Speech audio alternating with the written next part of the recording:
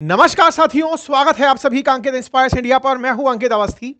साथियों, हमारे पड़ोसी मुल्क बांग्लादेश के अंदर पाकिस्तान के प्रभाव से हुई घटनाओं में एक ऐसा कारनामा हुआ है कि शेख हसीना, जो कि निवर्तमान प्रधानमंत्री हैं और फिलहाल अपना निर्वासित जीवन भारत में काट रही हैं, उनके खिलाफ फैसला सुना दिया गया है और फैसले में उन्हें फांसी की सजा यानी कि मौत की सजा सुनाई गई है। ये जो आप सड़कें सूनी देख रही हैं और यहां पर खड़ी हुई जो पुलिस देख रहे हैं, ये सभी तैयारी है शेख हसीना को मौत की सजा सुनाने की। ये जो तस्वीरें आप देख रहे हैं जिसके अंदर बांग्लादेश की सड़कों पर कोई नहीं है, आप जिस तरह का सन्नाटा आप यहाँ सड़कों पर नोटिस कर सकते हैं, यहाँ पर पुलिस की चाक-चौबंद व्यवस्था जो बांग्लादेश में देख रहे हैं, ये तैयारियां थी अपने पूर्व प्रधानमंत्री शेख हसीना को मौत की सजा सुनाने की। आपके दिमाग में उड़ रहे पहले पहला प्रश्न जो उठ रहा होगा वो यही, तो क्या इन्हें अब मौत की सजा मिल गई है? इसका मतलब इन्हें अब भारत से बांग्लादेश भेज दिया जाएगा? नंबर 1। नंबर दूसरा, क्या भारत ऐसा होने देगा? आज के सेशन में हम सारी बातों पर ज़िक्र करेंगे क्योंकि शेख हसीना को आज डेथ सेंटेंस दे दिया गया है। और अब अगला प्रश्न यही बनता है कि क्या इस डेथ पेनल्टी के अगेंस्ट शेख हसीना के पास कोई ऑप्शन बचा भी है? क्या भारत उन्हें अब प्रत्यर्पण संधि की पालना करते हुए एक्स्ट्राडिशन ट्रीटी, भारत और बांग्लादेश के बीच में यह समझौता है कि अगर हमारा कोई अपराधी बांग्लादेश में है और बांग्लादेश का कोई अपराधी भारत में है तो दोनों देश एक दूसरे को उन अपराधियों का एक्सचेंज करेंगे। तो क्या ऐसा करते हुए भारत अपराधियों के एक्सचेंज की नीति अपनाते हुए शेख हसीना को बांग्लादेश भेज देगा? आज के सेशन में हम आपके साथ ये जानकारी साझा करेंगे। साथियों, बांग्लादेश की राजधानी ढाका की एक इंटरनेशनल क्राइम ट्रिब्यूनल में 5 में से 2 मामलों के अंदर, बाकी मामलों में उन्हें उम्र कैद की सजा सुनाई जा चुकी है, लेकिन 2 मामलों के अंदर उन्हें मौत की सजा सुनाई गई है। शेख हसीना जुलाई 2024 के अंदर जो छात्र आंदोलन हुए थे, उनके हत्याओं की मास्टरमाइंड बताई गई और जैसे ही उन्हें यह सजा सुनाई गई, कोर्ट रूम में प्रेजेंट लोगों के द्वारा तालियां बजाकर फैसले का स्वागत किया गया। शेख हसीना के बाद दूसरे नंबर पर रहे पूर्व गृह मंत्री असदुज्जमान खान, उन्हें 12 लोगों की हत्या का दोषी मानते हुए फांसी की सजा सुनाई गई और तीसरे नंबर पर रहे एक आईजी जो कि सरकारी गवाह बन गए, जिनका नाम है ममून, उन्हें 5 साल की सजा सुनाई गई क्योंकि वो सरकार के समर्थन में आ गए। यानी कि इस समय पर यूनुस सरकार के समर्थन में होने के चलते उनकी सजा को कम कर दिया गया। तो शेख हसीना, उनके गृह मंत्री और उसके अलावा एक आईजी, इन 3 को फैसले सुनाए गए, जिनमें 2 को मौत की सजा सुनाई गई। ये कोर्ट रूम का वो नजारा है जिसमें कोर्ट के अंदर प्रेजेंट जो जज है उनके द्वारा फैसला सुनाया जा रहा है। अब यहां पर कुछ तथ्यात्मक जानकारी साझा कर लेते हैं।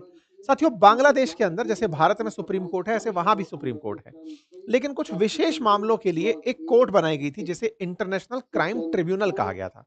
भारत में भी ट्रिब्यूनल का कल्चर है। भारत में ट्रिब्यूनल कैसे होती है? जैसे नेशनल ग्रीन ट्रिब्यूनल एनजीटी हमारे यहां पर है, ऐसे ही सीएटी हमारे यहां पर है। तो ट्रिब्यूनल्स हर देश में होती हैं या फिर वो देश जो ट्रिब्यूनल फॉलो करते हैं। ट्रिब्यूनल क्या है?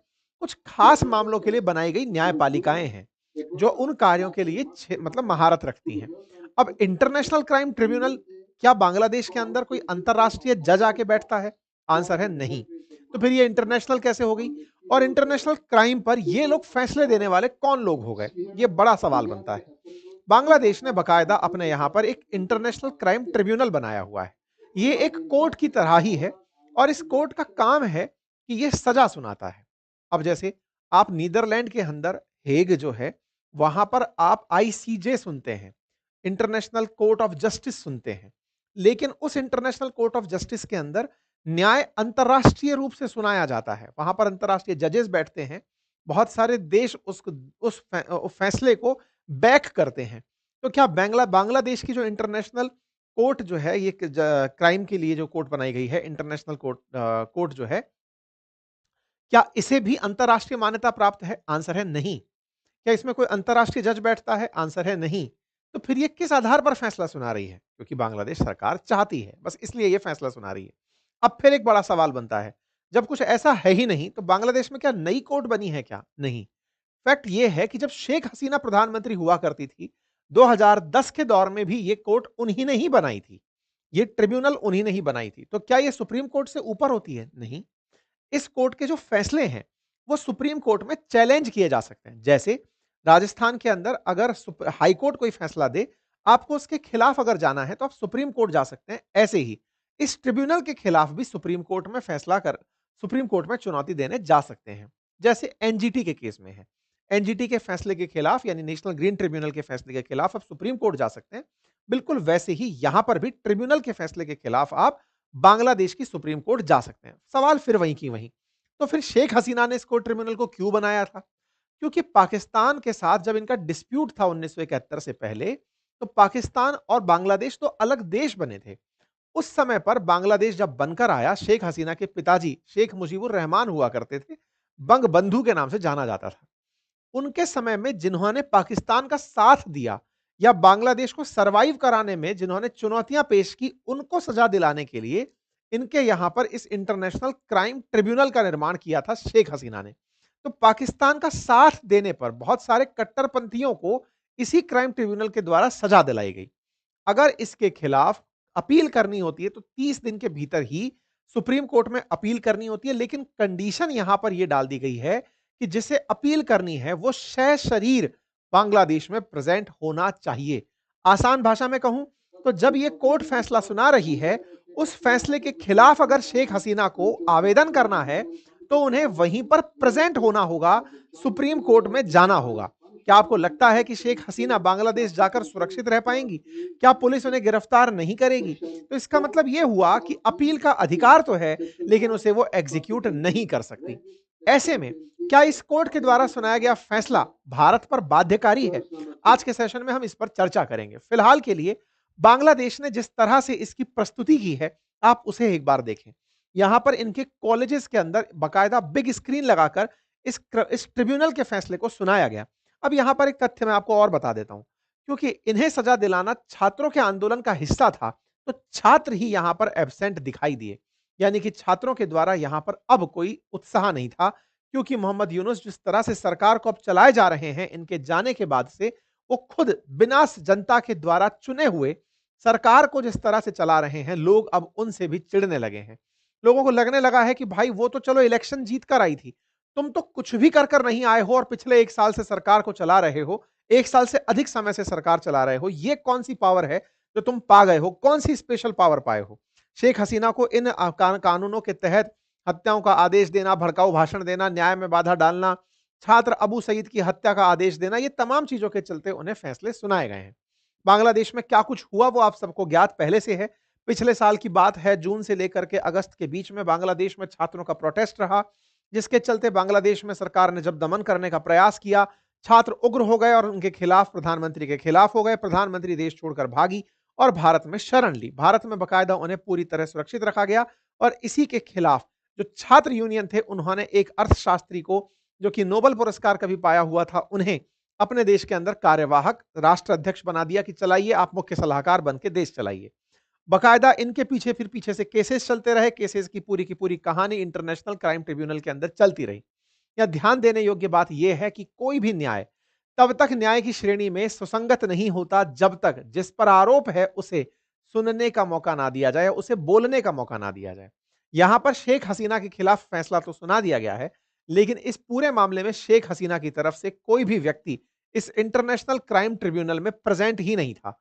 तो ये एक तरफा फैसला था जो बांग्लादेश में आया। इसका अर्थ यह है कि इस कोर्ट को अपनी तरफ से यह फैसला देना ही था, इसलिए उन्होंने इस फैसले को दे दिया है। और यह पहले से विदित था कि शेख हसीना अगर उड़कर ना आती तो उन्हें उन्हीं के आवास में मार दिया जाता। ये तो खैर 1 साल बाद सही, 1.5 साल बाद सही, इनके खिलाफ फैसला आया है और उस फैसले में भी मारने की बात की गई है। यानी इंटेंशन इनके खिलाफ उनके जो इनके विरोधी हैं, उनके अभी तक नहीं बदले हैं। इनके अटॉर्नी जनरल का कहना है कि अब उनको गिरफ्तार करने के प्रयास किए जाएंगे। अब बड़ा सवाल यह है, अगर नहीं हुई तो बोले इनकी सारी प्रॉपर्टी जब्त कर लो। जहां जहां भी शेख हसीना और उनके परिवार से जुड़ी संपत्ति है, उसे जब्त करने के आदेश दे दिए गए हैं। तो क्या इंटरनेशनल क्राइम ट्रिब्यूनल को भारत मान्यता देता है? आंसर है नहीं। इस इंटरनेशनल क्राइम ट्रिब्यूनल का क्षेत्र अधिकार केवल बांग्लादेश है। नाम इंटरनेशनल लगाकर इन्होंने इसे थोड़ी सी रीच ज्यादा दिला दी है, क्योंकि ये बांग्लादेश का अपना प्रोडक्ट है, इससे अपने को कोई लेना देना नहीं है। इन्होंने खुद बनाई थी और शेख हसीना के खुद के किए कर्म थे जो इस तरह की ये चीज बनाकर आई थी। खैर, फिलहाल के लिए बांग्लादेश में ये सब हुआ।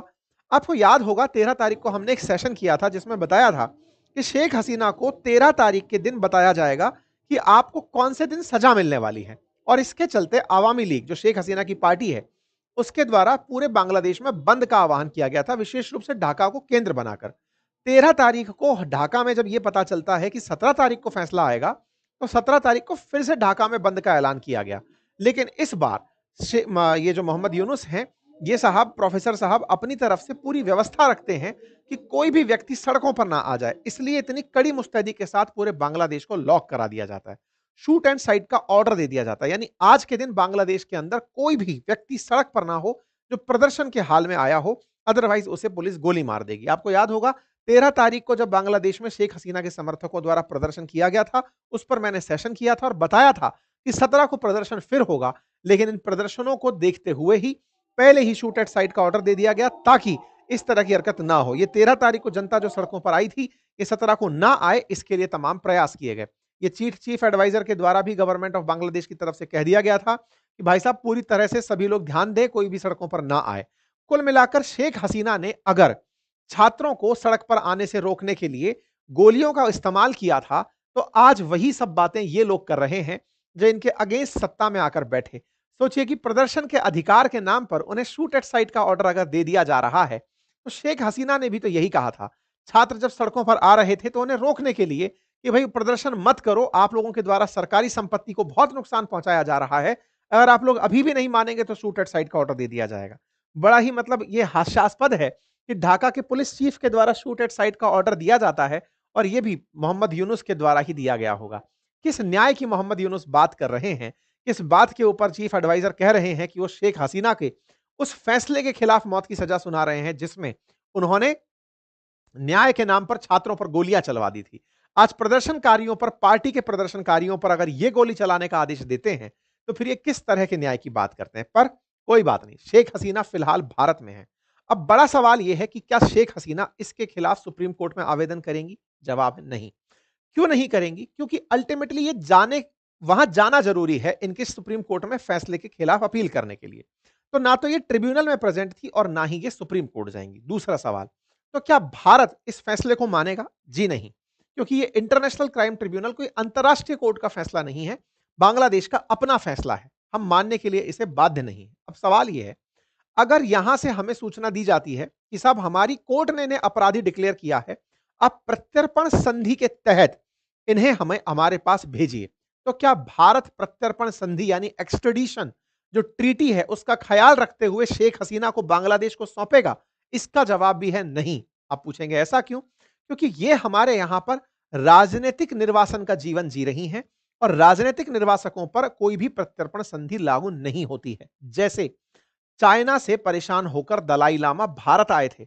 1962 में भारत और चीन के बीच जो युद्ध हुआ, 65 में जो 62 और 65 के बीच में जो लड़ाई रही, उसके पीछे दलाई लामा का बड़ा कारण माना गया। कहा गया कि चीन हमें बार-बार कहता रहा कि तिब्बत के धर्मगुरु दलाई लामा को अपने यहां जगह मत दो, पर भारत ने कहा कि राजनीतिक रूप से अगर कोई भी शरण मांगने हमारे देश में आता है तो वो सबसे ऊपर माना जाता है। इसी कारण से शेख हसीना को राजनीतिक निर्वासित जीवन जीने का भारत में स्थान दिया गया है। इसकी वजह से ये भारत में पूरी तरह सुरक्षित हैं। बांग्लादेश की आवामी लीग के द्वारा इस फैसले के खिलाफ पूरी प्रतिक्रिया दी गई है। इस बारे में जनता को मोबिलाइज किया जा रहा है और कहा जा रहा है कि लोगों को केवल बरगलाने का यह प्रयास है। भारत की तरफ से प्रतिक्रिया स्वरूप तो हम बातें जानेंगे ही, लेकिन शेख हसीना के बेटे का बयान आया और ये कहा कि हमारी मां को भारत के अंदर पूरे एक राजनीतिक जो नेता होते हैं उनकी तरह सम्मान मिल रहा है। हाल ही में एक इंटरव्यू भी आया जिसमें इन्होंने ये कहा कि भारत में किसी श्रेष्ठ व्यक्ति का, मतलब इनके काफी सारे नेता आवामी लीग के आजकल इंटरनेशनल इंटरव्यूज दे रहे हैं, वो बता रहे हैं अगर भारत ना होता तो शेख हसीना को उनके घर में ही उसी अगस्त की रात को मार दिया गया होता। जैसे इनके पिताजी को मारा गया, ऐसे ही इनको मारने की प्लानिंग थी। कुल मिलाकर के शेख हसीना भारत में राजनीतिक निर्वासन के कारण है, इनके खिलाफ कोई भी भारत कोई एक्शन नहीं लेगा। भारत ने यह जरूर कहा है कि हम बांग्लादेश के साथ किन स्तर पर वार्ता कर सकते हैं, बातचीत कर सकते हैं, जरूर करेंगे, लेकिन हां, हम इस पर कोई भी एक्शन नहीं लेंगे। हालांकि सरकार का स्टैंड नहीं आया अभी तक बाहर होकर के, पर मैं आपको पहले ही ये बात बता रहा हूं। बिल्कुल चीन ने भी मल्टीपल टाइम दलाई लामा हमसे मांग लिए, हमने उन्हें नहीं दिया, हमने बकायदा सुरक्षा और दी। बिल्कुल वैसे ही शेख हसीना को हमने वापस नहीं लौटाया और उन्हें हम प्रॉपर सुरक्षा यहां पर उपलब्ध करा रहे हैं। इसके विरोध में, इन फैसले के विरोध में शेख हसीना की पार्टी कल सड़कों पर उतरकर विरोध प्रदर्शन करेगी। अब बड़ा सवाल यहां पर आता है और वो ये है कि क्या भारत को इसके खिलाफ कुछ करना नहीं चाहिए क्या? बांग्लादेश चले चला जा रहा है, पाकिस्तान से हाथ मिला रहा है, बड़बोलापन करता जा रहा है, भारत चुप क्यों बैठा है?